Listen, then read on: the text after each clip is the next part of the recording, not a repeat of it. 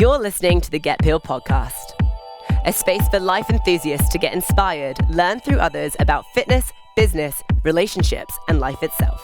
I'm your host, Hannah Eden, a fitness entrepreneur that has an obsession with sweating and a burning desire to share and inspire others with the lessons I've learned through fitness. Hello everyone, and welcome back to the Get Peeled podcast. Today I am so pumped to be here. I have two very special guests with me and also two really old friends and OGs in the industry. So before I go ahead and let them do some speaking and talking all about them, getting to know them on a business level, a personal level, as well as their relationships, which we always touch on these podcasts, I just want to give you a little bit of a background on each of these people. First of all, we know each other, Jeremy Scott, Alexia Clark, from 2015. Yeah. Right? That was back in Reebok days. Alexia and I were both in the finals to become the face of Reebok ONE, and Jeremy Scott was a sponsored athlete from Reebok, so we all connected with each other through David Jack. I want to give a huge shout out to that OG, as well as featured on Metashred Extreme with BJ Gaddour for Men's Health magazine. Scarring but amazing memories. True. Definitely, Right? yep. So Jeremy Scott, a coach, an author, a speaker, a pioneer, an OG in the fitness industry, and makes success mandatory every single day of the year. Worked with many, many different brands before, such as Vitamin Shop, Livestrong.com, Muscle and Fitness, Bodybuilding.com, Men's Fitness, Muscle and Strength, and tons of others. Alexia Clark, you guys may know her. She's got over 2 million followers on Instagram. We are inside of her beautiful studio here in Arizona. She's been a trainer for 10 years, a personal trainer, small group, and now does all her things online. Alexia actually found fitness because she went through a huge transformation herself. She got sick many years ago, and then fitness changed her life, so she made that a career. One of the hardest working individuals I've ever met, totally self-built and organic, and honestly one of the most incredible pioneers on this industry, and is just very, very fast moving and is unstoppable. So guys, hello. Thanks for having us. Dude, how was that entrance? That was epic. It makes us sound way more important than we are. Yeah. I don't know about that. You guys are extremely important. So every time we do these podcasts, we always touch on 3 topics. Now, this is actually the first time I'm doing it with all 3 of us. Yeah. It's the first 3-way on Get Peeled. It's interesting. I like it too. So we always touch on business, right? And since there's 2 of us, well, 2 of you and 3 of us, I figured I'd ask a question to you. Yeah. You can answer yours. Then I'll ask the same thing to Jeremy, and Jeremy can give you guys his little 2 cents on that as well. Sounds good. So when it comes to business, Alexia, you have AlexiaClark.com, you have your online training and nutrition, you sell some fitness equipment, and your incredible community, the Queen Team. So tell us a little bit about your business, how it began, what it means to you, and what it all stands for. Yeah, well, I became a personal trainer because I was just super passionate about fitness. I loved it. I was in marketing, did not like working in an office, and I just found myself always like researching fitness and being just absolutely obsessed with it. And so when I guess all of the, like fast forward, I'd been a trainer, worked at different gyms for a long time, fast forward to what I'm doing now, I was just, I did Face of Reebok, and then I had like a lot of my friends after that, like asking me to post things. BJ was asking me to send him things on Instagram. And this was like even before, like Instagram had stories or anything. So I was like putting my workouts on Snapchat, and people just started asking me for them. And I thought, like, I'm trying to train as many people as I can during the day, doing small groups and one-on-ones, but like I could reach so many more people taking it online. So then I just kind of like started doing more things online, and it started taking up all my time. I was like staying up all night to answer emails, filming all day long, training clients. And so I just kind of took the in-person thing out, and I made it all online, and it turned into an amazing community because we're all doing the same workout every day. It's modified for any fitness level, and we can all just be able to connect on that, which has made an amazing community. And that is the Queen Team, right? The Queen Team, yeah. And now, how did that, I remember back in the day, it was like the Queen of Workouts, the Queen, remember that? Did BJ give you that nickname? No. How did that happen? I had a couple people like commented like, oh, you're like the Queen of Workouts or something like that. So it's like, oh, I like that. I love that. I love that. And if you guys don't know BJ Gaddour, he is an incredible individual and someone that I look up to greatly. I think BJ Gaddour gave me my biggest break within this industry and kickstarted my career. That all actually happened because of David Jack as well. That is a great guy and a huge influence on all of us and why we're all here today. So just a little bit of a backstory. But sorry, continue. Yeah, so the other thing that I think the Queen team just like really thrives off is every single workout's different. So they're not doing anything that's repetitive or something that they get bored of. It's something new every day, 5 days a week, and it just keeps it super fun and interesting. Like you never live the same day twice, so why live the same workout twice? So. And everyone is female? No, there's men that do the program too. I love that. A lot of women get their husbands in to do it, and then sometimes they're like, he said he's never doing that again. That's amazing, because it's too hard for them. Yeah. That's awesome, man. That's awesome. And you also have a nutrition component in there as well. That's I right? do, yeah. It's very similar to how the workouts are. So every week they get a grocery shopping list. The recipes change every single week, and they can modify that based on like their own macros if they want. It's vegetarian with meat options. So I'm trying to hit everyone where they need all their needs. Awesome. I love that.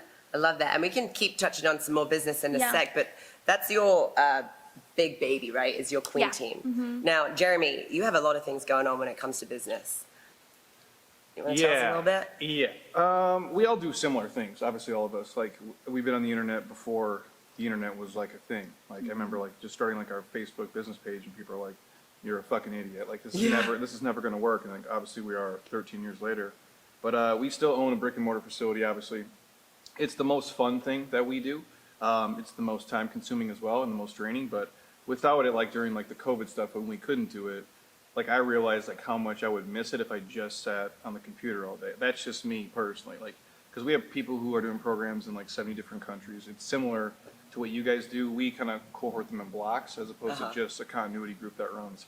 And honestly, at this point, like between the podcast, which is even bigger than every other social channel we have, it's the biggest thing we do, which now takes the majority of the time. But with the sponsorships and the things we do, we can sell and do things we could never do before. And as odd as it is, like we can, basically the podcast for us started like anything else started. Like people would come in, ask questions about X, Y, and Z, and that's the first probably 50 episodes of just answering their problems and questions. And so now it's spawned into something completely different. But yeah, we coach people in person, on the internet, and then obviously with the podcast, it's my whole life now. Yeah. And I will say something to that point that you just made. We went to dinner last night, so we were having a lot of really interesting conversations. And I think that the term influencer has become super saturated, right? Which is going to inevitably happen with the boom of social media. But I think there's a difference, right, between credible individuals that have been around for a long time that are still around, which is a really tough task to complete, you know, because it's just so fast paced and there's so many up and coming new hot meat coming into the world. But I think something that stands out is how much dedication that you guys put into what you do. Like Jeremy, you're a total nerd, and I mean that in the coolest way, but the amount of audiobooks that you listen to, you're constantly trying to better yourself, constantly trying to bring in new streams and of ways to reach people, but also to build your empire. Like what goes through your mind when you do that? Is that for personal reasons or for the business? Well, I mean, yeah, because I'm an idiot.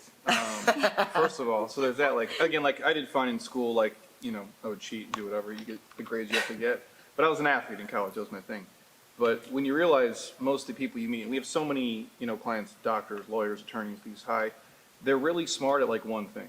Like it's their vertical vector. Like they're great in one thing, and I'm not naturally bright at anything. And so I'm like, I figured the more, even if I'm a complete idiot, if I wake up 5 hours before everybody every day, and I listen to 100 books a year, I'm like, I can at least, you know, probably stay in the game. And oddly enough, like I drive this piece of shit car still, mostly just to piss my wife off. But the radio died in it like 5 years ago, and well, the battery died. I should say that. And then you go in and replace it. And like, do you have the code for the radio? And I'm like, I don't have the code for it. Well, you can go to the dealership, and I'm like, first of all, I'm not wasting time doing that shit. So for the last 5 years, I've had no noise in my car, and that's like when I first started doing like audiobooks every time I commute. And so I got up to like 100 or so per year. And it's just interesting. It's stuff that selfishly helps me, but really it helps our people. Right. And a lot of the stuff we listen to is just it's habit based. It's psychology based. Because at the end of the day, we all know we should move our ass and we should eat better. That's not the problem. If that was it, we would have fixed this 20 years ago. It's what keeps these guys moving, and what's the carrot in front of them, or how can we get to them, to their pain point, to talk to them. So we try to understand those things. It makes me a better coach, you know, husband, son, you name it. Awesome. And Alexia, same thing for you, but in a different way that you've applied your energy into your Queen team, right? I remember back in 2015 when we first met, and we were at, I think it was in Palm Springs, or not Palm Springs, we were at an Activate, sat outside by a fire, and we were talking about you had just launched an app. Do you remember this? Yeah. Way back when, Yeah, right? yeah. And it didn't work out great. And the reason why I'm saying this story is because you never gave up on it and you kept going back, trying something new, bringing something Right. else out. Like, what was your mindset then, and why didn't you ever give up? Because a lot of people could have put all of that effort in, Right. been super disappointed, and been like, fuck this, I'm done here. Right. I think a lot of it has to do with the mindset of it all. Like, I never looked at it as like failing. It's just, even when I was training clients, if they couldn't do a step up, it's like, okay, well then we'll work up to that. We'll find a different way to do it. And it's just about finding how you're going to get to your end goal, or not even necessarily having an end goal, but just every single day doing something to help yourself improve in some sort of way. And that's really, I think, what really shocked me with my very first client, seeing them change, not just physically, but even after just like 2 sessions. Like, the first session they come in, they're like, don't really want to work out in a gym. I don't like how I look. I feel horrible, blah, blah, blah, all this stuff. And they come in just kind of like in a bad mood and negative mindset. And then even after 2 sessions, they come in, they're more excited. Yeah. They're happy to do it. And so you see the mindset change, and that's where you're like, wow, like this is so much more than just a physical aspect. And I at think all. that's what stands out, right? Yeah. The conversation we had of, I don't do maybe the best job online of trying to go out there initially and try and deliver a message that's trying to tell people to come and work out with me because I want to change your mindset. Like, I'm such a focus on the physical, but then once people get there, the message that comes through that is about mindset and shifting that energy and understanding your truest potential. I'm really trying to tap into that, into those realms. But you guys do a really good job of putting out there more than the physical, and that's another reason why people come through. Well, yeah, I mean, they have to. The reality is, like, and you guys are probably different than me. Like, I don't wear cute outfits. That's not my role. I don't know, you look pretty cute you right know, now. Yeah, right. This is actually BJ Gaddour's Sleeves Filled Separately Hey. clothing line. Show notes. But like where you like look at your stuff, like, hey, you guys do the clothing stuff more than I would. Like, we'll tag these guys and we kind of fuck around when we do it. But your stuff is different. But we all have to be sexy enough, right? Like, that's the shit. It's called sizzle and steak is what we call it. So like, that's the sizzle part. But once they get into your queue, the steak is the real shit you can teach them. Now, if we all look like bags of shit, as much as awesome humans as we are, no one's stopping and scrolling. No one's looking at it, no one's checking out. This is just a tool that we use to get people to actually help them change and do, what ultimately they need to do. Yeah, and I think that is huge as far as surviving social media, because if you look at social media, if you're in it at the level that we are, it's like that this is a business tool and it's an incredible platform to reach so many people, right? But if you look at it like a lot of people do, which is not anything to do with work, it's all personal, then it starts to affect like the way that you look at yourself. You start to compare yourself to others. Like, I never really felt like I experienced that, because the only experience I've ever had with social media is from a business side of Yeah. things. But do you guys ever get that, and does it ever get to you, or do you have thick enough skin now to not allow yourself to compare yourself to others or take negative comments in any personal way? I don't take any of it personally. No, right? No, I think the only thing is like when you see people that aren't like don't really have a fitness background and they're like selling programs, and you're like, you get like worried about people that are buying it. You know Yeah. what I mean? You're like, I want everybody to like be able to come to my program and get the most out of it. And I want to give them the most, and that's the only thing that I ever worry about. Yeah. I mean, the comparison thing, no. I don't give a shit what anybody thinks of me, and I never fucking have. That's a horrible gift and a curse at the same time. Like, friends in our space, like, I'm not going to say the names, like, the hard part is, I think, because a lot of us have died for this. Like, I've known you guys for a long time. Like, I've known Alexia before she had Instagram, or maybe you had 1,000 people. Like, it was nothing. And even what you would post then to now has changed drastically. The business evolves, obviously, of it. And the frustrating thing, I think, for some people, like, if it's like us or BJ or like Contreras, like the guys who've been doing it for a long time, you see these people come in and get so much shine. And like, they have 9 million people who follow their shit, and they're fucking terrible. And we know they're terrible, but the general public doesn't. And I think sometimes it's hard for people to see that. Like, wow, and again, it's the game. I don't get mad at the person. I'm like, even if you suck and 10 million people watch your shit, like, you're doing something right. Right. Even if I don't agree with it. And so it's up to us, the people who I believe are like the true fitness people, to just break through the noise. Like, there's enough people for everybody to be successful and be happy. So I don't do the comparison stuff, but I understand, like, the guys who aren't like us. Maybe they've been doing it for 15 years and they have 2,000 people on their platforms, which isn't a lot. And they're seeing people who are terrible, who don't have the education, who have never coached, like getting an opportunity to make so much money, and I can see that be frustrating for Yeah, people. yeah, absolutely. But you know, I think longevity is something that comes to my mind because I'm sure all of us have had those opportunities to sign with a product or sign with a sponsor that can give you a shit ton of cash up front. But it's like, I don't know why, but I've always looked down the road of what happens if Instagram vanishes tomorrow. Like, what do I have?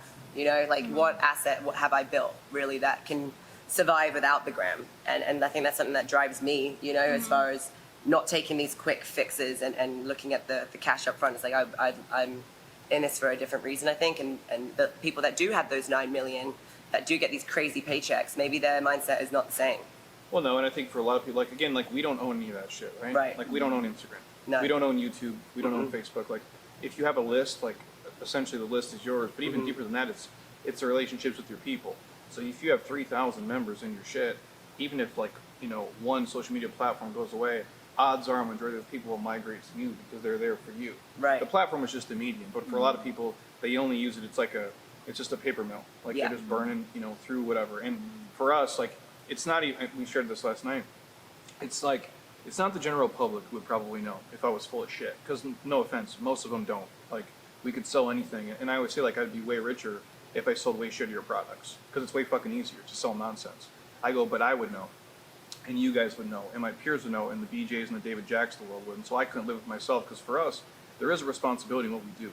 Like, when we say shit, millions of people listen to it, and so to feed them shit would be like doing our gift a disservice, and that's how I think about it. Absolutely. And that's the thing, you know, I worry about. I remember when we first opened our gym, like, we used to not program certain moves because I was so afraid. I was so concerned about making sure that we teach the right way that I didn't want to put 17 people in the room with one person and try and teach them how to do a kettlebell snatch. It was like, that's only for personal training. Now, as time has progressed, as we've gotten better at what we do, and we get better at teaching the cues and everything that goes on like that. So we feel pretty confident with allowing our community to try kettlebell stuff. But man, I have to say, when I see some people do kettlebell shit, it makes me want to throw up. It makes me want to like scream and run to their house and save them because it's crazy. And then we do have a responsibility, you know, to make sure that people are moving safe and that they can stay in it for the long run. Now, Alexia, when it comes to the Queen team, what is the one thing that you think holds everyone together? Is it the workouts? Is it the accountability? What do you think it is that people keep coming back for? I think they love the workouts. You know, obviously they wanted to sign up for a workout program, but I think that the community itself is just what is so amazing about the Queen team. Like, I'll get on the Facebook page, I'll get on all the different community pages, and everyone's there encouraging each other, not just in the workouts, but I see them saying, oh, like, some of the worst things, I got diagnosed with breast cancer, and everyone's there huddling over them, helping them through it, being there for them. Or somebody will say, I failed my midterm, and I just, you know, I feel horrible. And then everyone's there to just, like, comfort them and help them. And I think that that is what is so amazing about the Queen team is I've never seen a community that's so positive and uplifting to each other. They're all there to just bring each other up. I've never seen anybody, like, tearing the other person down. Do you have the same thing in your support groups? Yeah, I mean, it's like a safe space for them, and it's most of that. It's all of us. Like, we lead from the front, Right. Because we create an environment where it's like people feel comfortable Right. sharing those things, and that's what it is. Like, at the end of the day, like, you can buy 8 million fitness programs. Like, all of ours are uniquely us, but you can find something that's comparable somewhere. I go, but they're buying you. Like, that's at the end of the day. Like, if we all died, like, our businesses fold like a lawn chair, like, pretty quick. I go, and that's what it is. Like, you make them feel comfortable. Like, you build that, whether you try to do it directly or not, just by you being the person. Right. And so we see the same thing. Absolutely, and that's something that I'm pretty proud of as well. It's like, I hate that thing. What does it say? Your tribe is your vibe, whatever the fuck. You live, the energy you put out is the energy you're That gonna seems like receive. some made up shit, right? Yeah, it's made up. Let's pretend I didn't say that. So it's like the energy you put out is the energy that you're going to attract, right? And we're practitioners. It's not bullshit. Like, Jeremy, you are the most real, upfront, transparent, blunt, I say it as it is individual, you know? And I think people can see, look at what just happened to you, which we'll talk about in a moment. Yeah. Like, you put yourself out there on a vulnerable level to make sure that people realize that this shit ain't easy. We are all human, you know? That tagline that we got into this world is like, be more human. Like, we're all human here, and we're not afraid to show the mistakes and the bad shit that happens along the way. And sharing stories is huge for sure. So we talked about business. Now let's talk about personal, right? And I always say that the name of this podcast is Get Peeled. I can Google you right now and I can find out actually probably a bunch of bullshit that's not true, right? I just Googled me for the first time. It was the most uncomfortable situation I've ever done. Don't ever do it. Do you ever do the top like 10 things of your name? Like, Oh my God, Like no. look at them. Like it's what like they Jeremy say. Scott Fitness Podcast, Jeremy Scott Fitness Wife, Jeremy Scott Fitness Net Worth, Jeremy Scott Fitness Athletic Greens. Like that's like, so when you look at it, it kind of creeps you out. Like the shit that people search on. Cause like Monica, who sits next to me, you know, every day, she's like, this is what people search for from you. And I'm like, it's fucking really creepy. Yeah, when you mean in the drop down? Yeah, so like when Oh you- my God, I've never done that. Yeah, I haven't so either. it'll go the first page and then you get to the bottom and it'll say like searches and it'll have your name, it'll have the top like 10 things. It's really fucking creepy. So I Googled you before I got here, Okay. right? I always Google everyone before I get here. And Great. yours is good stuff. Yours is like, how tall is Alexia Clark? Yeah. What size are her shoes? Literally, Oh, like, how much does she interesting. weigh? Is she vegetarian? Like, stuff like that. Yeah, It was pretty how interesting. funny. So we want to peel back the layers, right? Yeah. And like have real conversations if you guys are comfortable with sharing. And stuff that is not Googleable, whatever that word is. What makes you tick, right? We can talk about achievement, we can talk about fulfillment. Like we've all achieved a lot in our lives. I know I had a really weird place in my life after Oxygen magazine, which was like, holy shit, man, this is a huge achievement, but I don't feel anything, right? And I started to question like, what am I doing this for? Is this for the right reasons? Is this because I want to do this for me, or am I doing this now for other people, right? I had this really weird space in my life. Now, what drives you, right? Like you've been through a lot, you do this, you've got family that supports you, you've got a great network of people that support you, Right. but you're a one-man show, you know? Like Yeah. you run this. Like what drives you? What keeps you in this? And what makes you tick on a personal level? Yeah, I mean, honestly, it's when I get those emails from people saying that like their life has been completely changed. Like those things like mean so much to me. Even when I went through my surgery in the beginning of the year, like I was brought down to a very like base level. Like all my insides were like taken out of me. And so when I was going through it, I never thought like, oh man, this sucks. Like why'd this happen to me or anything like that. I just knew that each day was going to get better. And if like people could see me doing that, they would know that they could do it too. Because I was at the very bottom Yeah. at that point. Yeah. And so every single day was like, I'm doing this for me, but I'm also wanting to do it for everybody else too. And now when I say personal, right, like Yeah. this is, I have these, we do things such as like a mindful hour where I Yeah. do one-on-ones with people and we split it into these three, like business for what you do for your career. Right. Personal for what you do for Alexia. Like nothing are tied to the business. Right. Like, do you like to frickin' grow vegetables and go on hikes? Like, Right. what is it that makes you feel so fulfilled that is outside of fitness? It's a great question. Yeah, it's no, a hard it question. is. Yeah, no, that is a really good one. Honestly, I think that it's just like being able to wake up every single day and then not expect the same thing to happen every single day. Like I never want to live the same day over and over again. I don't ever want to get, routines are great and it's great to have a morning routine and all of that, but to really be able to look at what's beautiful in each and every day, like look at the sky, like just being able to look at the beauty around you, even if Absolutely. it's just the smallest things, and ending the day on high notes and not looking at like, oh man, I didn't hit a PR today or whatever. Like all of that stuff does not matter, but what matters is we live here one time, so make the most out of it, and that's Yeah. what makes me tick. We just went camping, full disclosure, and we were backcountry camping. Shit got crazy. Yeah. And one of the days, we got into a huge argument, right? So we're backpacking, like, fucking pissed off at each other. Yeah. And we had to walk in and walk out. So on the way there, we were like mad, right? And on the way back, we made up real quick. Turn around and we look up, we're like, oh my God, this place is insane. It was absolutely breathtaking. Right. Point being, like, we couldn't see the beauty in it because we were being little shitheads Yeah. and had our head down and we're focusing on shit that doesn't matter. And I think it was about like, who put the water bottle where? Like that's straight up like the conversation, you know? So I think that's a really, really beautiful point. And you mentioned something earlier that is actually bringing me back to that point of like, you know, if you truly believe in what you do and you love what you do, it doesn't make it a job and this is what you love to do. But you're a practitioner, you live what you do, you say, you are exactly who you are in front of people without them around, right? Right. I think that whenever you're able to put that part of yourself into it, the reason why you're able to stay in it for so long, right, is because it's genuinely you. Right. Now, how do you feel about this topic on a personal level? When it comes to me, I wanted to find strength trying to lift weights. Right. Right? So where would you find strength? Now, for me, strength is not a physical number. Right. It's intangible. No, I don't think it is either. I think it's, you know, just like I said, being able to look through all the crap that happens all day long and still ending the day well. You know, that's strength, to not let one thing get to you. Like you said on your hike, like you can fight, you can have all these things going on, but if you can really just like stop for a second and be like, this is just a small fight and we're gonna get over it and we're really on the same team, what's like the bigger picture around us, that's what I think is real strength. Awesome. Jeremy, what makes you tick on a personal level? Like life in general, you mean? Yeah, like for example, your audiobooks. That's something that you mentioned earlier. You do that for you. Oh, that I like. Oh shit, I like to do this, not fitness. Oh, dude, my Instagram is like zero fitness. Like, no offense to anybody, I don't follow any fitness people. Like, I'll watch your guys' shit once in a while, but like, I really don't. Thank you. I really don't. Like, what am I gonna do? I wanna watch. Can you put on our post notifications, please? Yeah, like I'm gonna watch more fucking exercise. Like, it's the last thing I need to see. Like, so for like my shit's all like I'll watch UFC with my friends. So I'm an MMA fan, obviously. Like, I grew up playing basketball. Like, we'll do that. I don't want to offend anybody, but I grew up in the Midwest. So we grew up hunting, shooting assault rifles and these things. Like, I still do that in my free time.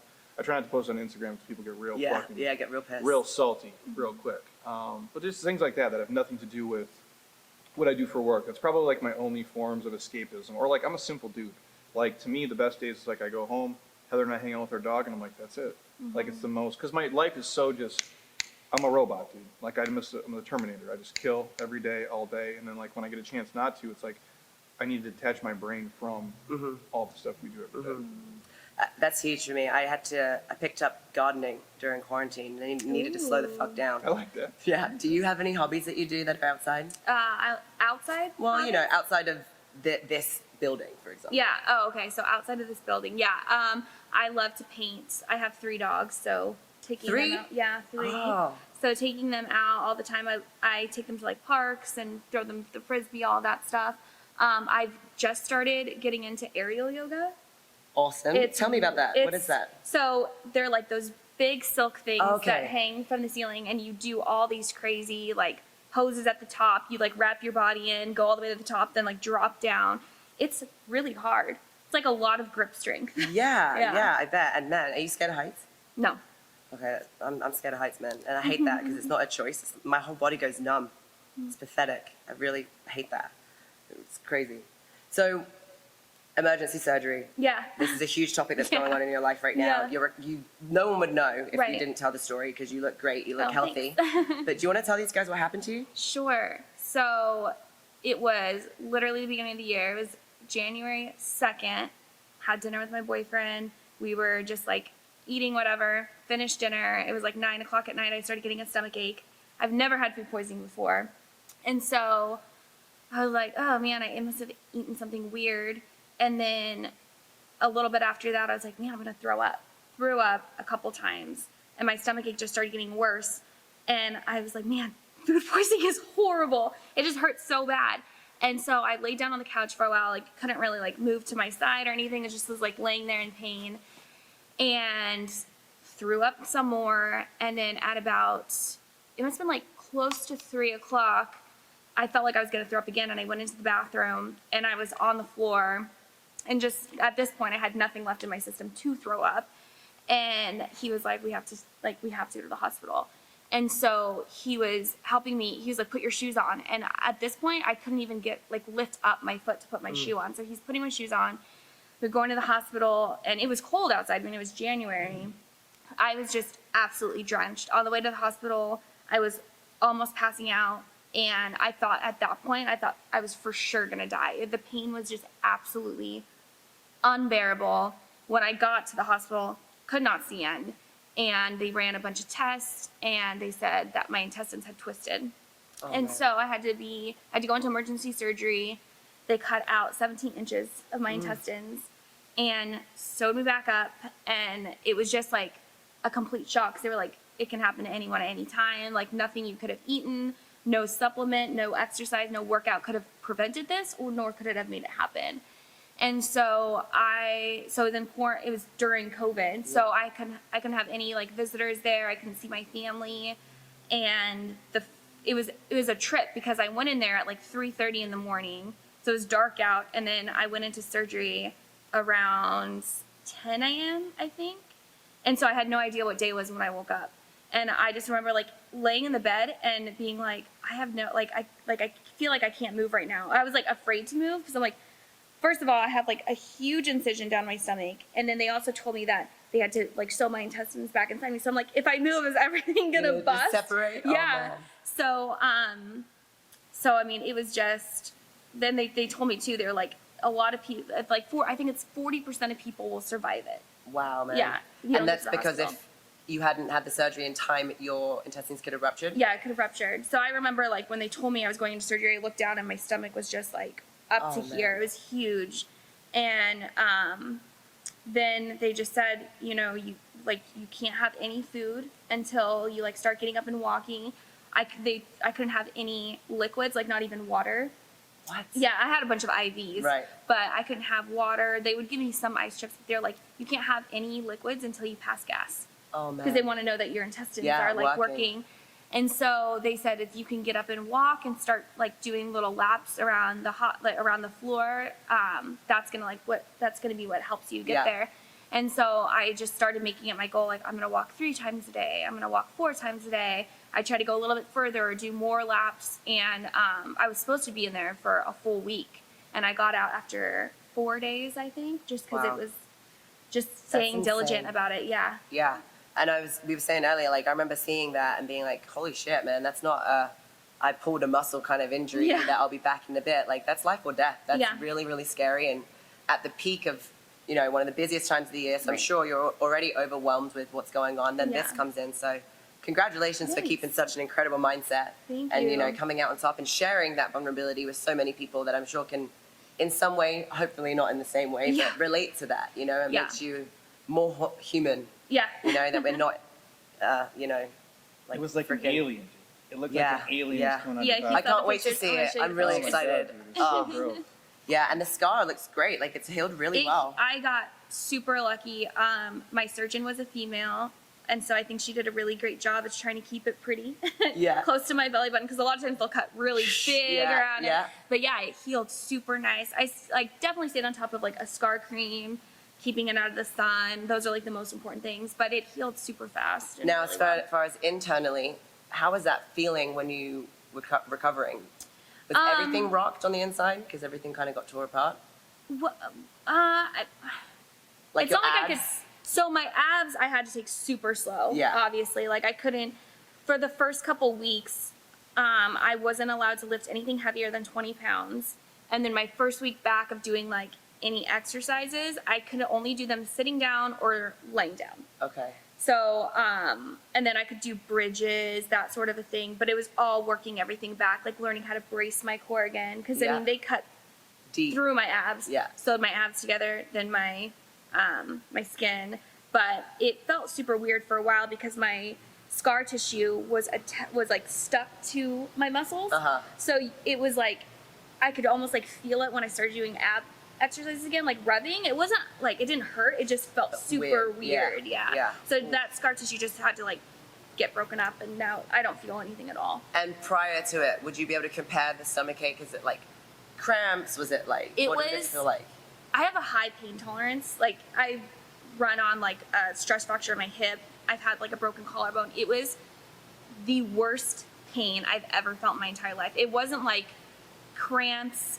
It was just excruciating. Yeah, like I just- have no idea how yeah. to. It was just absolutely Oh, man. excruciating. I'm so glad you're okay. I am too. Yeah. Jeremy, from a personal standpoint, that's a huge, like, dent in your life that you've overcome, right? And you've Yeah. come out stronger. From our conversation last night, from how you have changed your life drastically from where you were to where you are now, what lessons did you learn through your transformation and that still stick with you now? And what made you want to make that decision and then stay in it? Well, I'd probably be dead or in prison, so it's pretty, pretty easy. The normal, like, similar to you, right? Like, I grew up just like a fucking knucklehead. You know, you do drugs and you hang out with certain people and you see certain things, and at some point, you know, my body started to give up on me, honestly. Like, that's probably the one thing. Like I could drink a lot of booze and I could do a lot of things, but, like, internally I started to, like, mentally I could push through. Like, I Right. can drink 20 beers and I'll be fine. But, like, you start to feel the effects of it. Then you start to look around the room of people and you're like, is this what I want to be like? Like, in there, and I love the people I grew up with. A lot of us are still friends, but, like, we're different friends now. Like, they're in different buckets. And then, like, I'm lucky enough to meet the David Jacks of the world many, he's like fitness Jesus for people who don't know what I'm talking about. And like you get in these circles and you see these guys, I'm like, okay, this is kind of like the life I want to live myself. And that's the one thing, like all these things, like a lot of this stuff will fade. Like eventually we'll get older, softer, and wrinklier, and no one want to see us do fitness videos at all. I go, but the person that we are, like that's the biggest thing. Like how we make people feel, the relationships with them. And, you know, I take this from DJ, at least part of it, because to see like, and not that I was like a piece of shit person, but I just don't, I would not be, like, again, I think that's all of us. If you look at all of our lives, you, me, Paulo, whoever, you take 5 snapshots of our life, like the 5 worst moments. It could have been when you're hiking. It could have been 3 weeks ago. It could have been 3 years ago.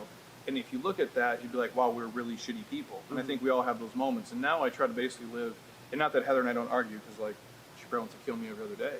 But the point is, like, I try to, every person I talk to, every situation I'm in, I ask myself, like, you know, if my entire, you know, family, my friends, everyone was around, would I act and talk and do the same things? And that's kind of how I try to live my life forward. And you know, 10 years ago, that's not what I would have done. Everything was, you know, narcissistic, if you will, like what's going to benefit me, and I'm always taking instead of giving. And so now when I wake up, I'm like, well, you get more out of life if I can give 51 and only take 49. I try to do that with everybody in every relationship, and it's a process, but I, you know, luckily fucked up a lot early to not have to do it later in life. Yeah, that's incredible, man, and that's so valuable and so true. A lot of us, man, we have a story. Every strong individual has a story. But like, what is involved in that is different. If we didn't have that, like, we wouldn't be this. No. Like, because they cut out 17 inches of you, you know, the next thing that happens to you, whatever it is, it's probably not that big of a deal. Yeah. Like, none of these things, you know, buried us. They just planted us to become this version of us. And we all have to eat that shit, for sure. Absolutely. I think that once you also, it's how you feel and look at yourself, too, right? It's like, I remember the feeling that I had towards myself when I was a piece of shit. I remember the conversations I would have with myself during that time, you know what I mean? And now the conversations that I have with myself, they're just on a very different level, and the amount of respect that I have for myself now from not having it before is something that I think that keeps me in it for sure. Well, I want to move on to relationships real quick, and then I've got one really cool question to ask. So, Alexia, let's talk about relationships, girl. Come on now. Let's get in there. Let's talk about it. I remember back in the day with BJ Gaddour, sat around a dinner table. Yeah. We were all saying that every single man is a predator. It's true. It's true. This is true. This is true. For anybody who's listening to this and doesn't know what that means, let me just break this down. Thank you. This is just how dudes are. Dudes are creeps. If you're old and married, probably not as much, hopefully. But even some of those dudes are creeps. And the scenario that we would try to paint for them, like Hannah would be like, oh, I have all these dudes that are just friends. And we're like, sorry, Paulo, that doesn't exist. He knows because he's a dude.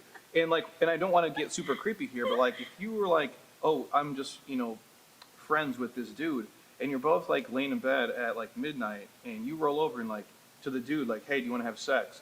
There is 0% chance that he says, no, I'm good. Like, that's just not how we operate. And we don't give a shit what you're wearing. We don't care if you brushed your teeth or took a shower. We don't give a fuck, dude. Dudes are the worst. And I was that dude for like 25 years. And then I got married, and now it's just a different thing. But that's what we mean by all dudes are predators. We're just wired to be like kind of creepy. And I hate to say that, but it's true. So Alexia's path was really bright to go into the world and find a gentleman. Yes. But now let's talk about it. Relationships, and let me give you a little bit of a background, right? So relationships doesn't need to mean your significant other. Right. That can be your friends, your family. With the life that we live and the career path that we're on, it comes at a cost, which is mostly time. Right. And I don't like the word sacrifices because I think they're choices that we make to maybe miss certain things in our life, then be there and be present. How have you managed to, have you struggled with balancing relationships with work? And if you have, how did you overcome it, or are you still in that right now? I mean, I feel like, I don't like negative words either, sacrifices or struggles or anything like that, but it's not an easy thing to just be like, oh yeah, I'm gonna like have a bunch of friends and hang out with them all the time, but then also, you know, run a program and everything like that. So it is about prioritizing things. Like, but my business is my life 100%, but you just have to take the time, like with my family, like I have like times where I'm like, yes, I want to, like, we have to have like family dinners, we have to do those things because I want to be a part of that. Same with my relationship, like we just like prioritize those times where it's like, this is our time to spend together, where you don't feel like you're being torn in a million different ways. So it's always just about like being aware of that for me, and staying present in the moments that you're with those people. Do you schedule times with them, or do you have like weekly family dinners, or do they usually invite you? I was having weekly family dinners. Now they're probably like bi-weekly or like once a month, you know, but it's both. Like if sometimes I'll have like friends, family that will like ask me to go do something, and like I'll make that a priority, or sometimes I'll be like I need to be with my friends, I need to be with my boyfriend or my family, so I'll do it. So it's a mix. I think it goes back and forth. It's a give and take, which I think is important in every relationship. You can't just expect one side of the relationship to be planning everything. Right. Yeah. So let's talk about that boy. Tell us all about him. We've known each other since kindergarten. Actually, he and my brothers used to play like army in the backyard. That's We were amazing. kids, I yeah. love that. And so we've just known each other forever. We've both been in other relationships over time, and then we were both single, and we were like, well, it just kind of makes sense. I love that. Yeah. That's so cool. And he's a great guy. Yeah, great he's super dude. great, Great yeah. dude. That's awesome. Yeah. Jeremy, what about you, man? What about relationships and work balance? Well, I'm old and married, so there's that. It's pretty simple. Honestly, like, I wouldn't be able to do this if I wasn't probably married to Heather. Like, again, I think we can all admit, like, it's hard to deal with our shit the way that we do it. Like, we basically make people fit into our stuff because there really is no give or take. And we're very similar. Like, my business is my life. Like, and she's been there, like, the entire time. And there's most people... Like, if I would have told her, I mean, now she's cool because we make money and shit, so she likes it. But, like, early on, like, she's having to deal with all this bullshit, and you're putting in all these hours, and it's like, it's hard for people to see it, right? Like, your friends and your family, like, hey, can you come, you know, hang out and watch this football game, you know, for the next 7 hours? And it's like, well, I can't, because I'm trying to build this thing. Like, now, like, I'll pick and choose, but the cool thing for me, because of what we do for work, a lot of our friends are part of our business. Like, and so we get to hang out with them in multiple facets. But honestly, my best friends that are here, like, have never been to my gym. Like, Yeah. they don't fucking exercise that way. They're a different breed. And so we'll schedule times when I can hang out, but I can't go to everything. And there is no work-life balance. It doesn't exist. And if I tried to do any semblance of what I think is right, my business would be fucking terrible. Or I wouldn't be this person because I have to work so hard to try to do all the things that I want to do. So it is a struggle for sure. It's not easy. And I think if you're in this life like us, like your boyfriend, if something changes and he becomes more than your boyfriend at some point, like, he's gonna have to be like, well, this is what I signed up for. Right. And I think they need to see that up front. Otherwise, like, oh, you just run like a fitness business, and they have no clue, like, the amount of time, effort, energy it takes and how important it is to you. Like, I think all of us, our business is like, it's like a person. Yeah. Like, I care, like, if my house burned down tomorrow, I could give a fuck. Like, Right. It doesn't matter. I go, but if every video and every blog that I've written and every podcast was erased, I would probably sit and cry for weeks because Yeah. that's how much it means to me. And I think if you're with someone, whether it is your family or friends, they're never going to really understand until they're close to it to be like, wow, this matters to these guys like just as much as a human does. Absolutely. Absolutely, man. That's so important.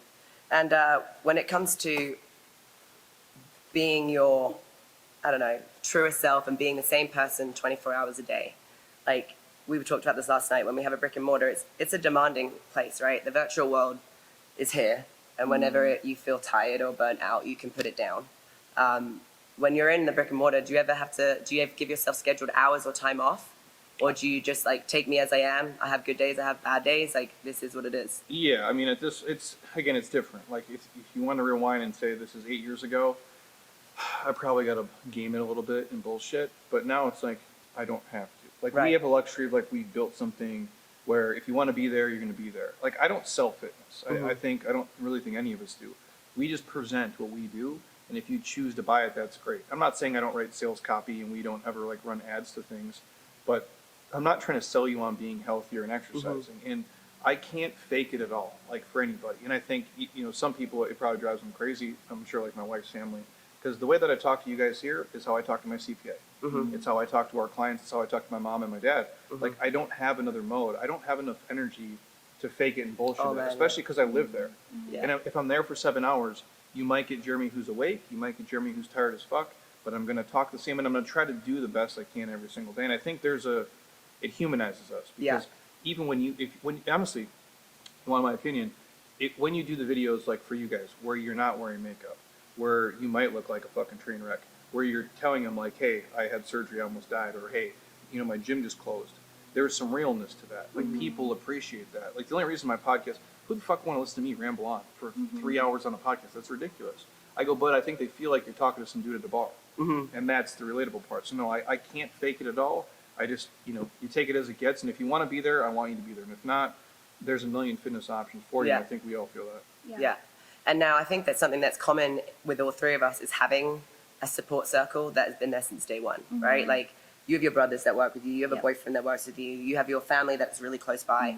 I've been with Paolo since I was 19 and this guy will call me on my shit if I ever step out of line. You've been with Heather that calls you on your shit that's been there since day one. I think that's really important of having that support circle that knows you for who you are and like cut the bullshit and keeps you grounded so that you can't, like that's a genuine goal for me, right? It's like, but if I didn't have that support circle and I was only surrounded by the people that I work with, I can understand how easy it is to lose yourself and become a fucking dickhead. Well, because you see it, like I've known you guys for a long time and we're all the same. And I think if you have friends, like my friends, like, again, like we'll joke, like we go places like, oh, Jeremy Scott Fitness is here. I'm like, that's not my fucking name. Yeah. My name is just Jeremy. It's fine. But they start to call you as that. And like, I think some people think Alexia probably lives here. Like, I think they think this is your house. No, I've gotten that question. Yeah, which is crazy. Yeah. And so what I mean is like my friends, like, don't, like, and I know that like they're super proud of me and all this, but they'll do it and like, dudes are like the meaner they are to you, the more like they love you, carry right? you, yeah. So it's like, they'll like pull up a video of me and like share it on a group message and be like, look at this fucking idiot. And it's like me wearing like BJ's little red shorts. Like, what the fuck are you doing, dude?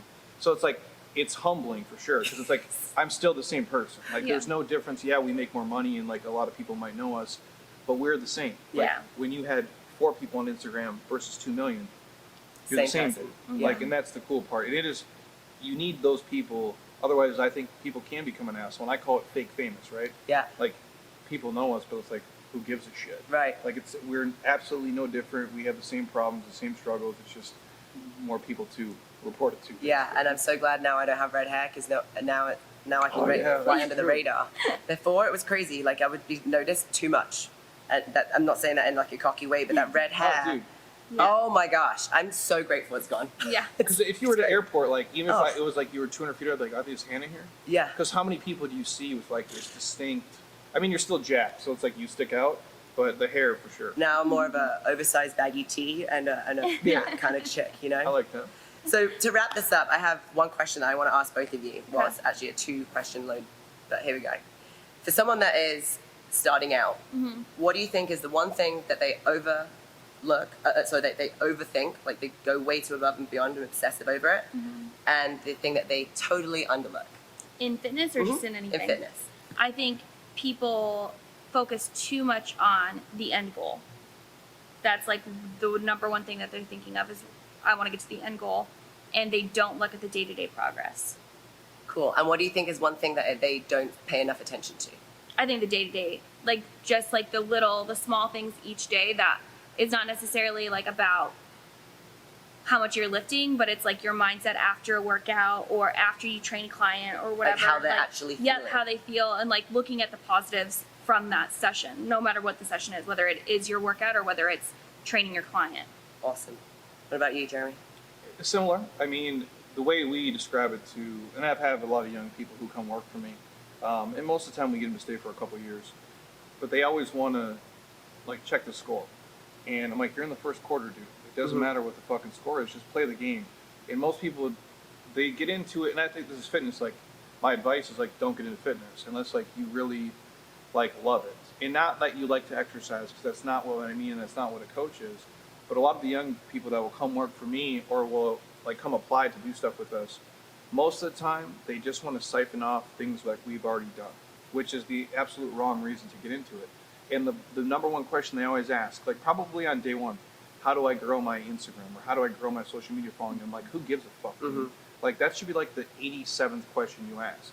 They're concerned about like the reach of it and not the depth of it. And you don't need 100,000 people to follow you to make a difference. You really don't.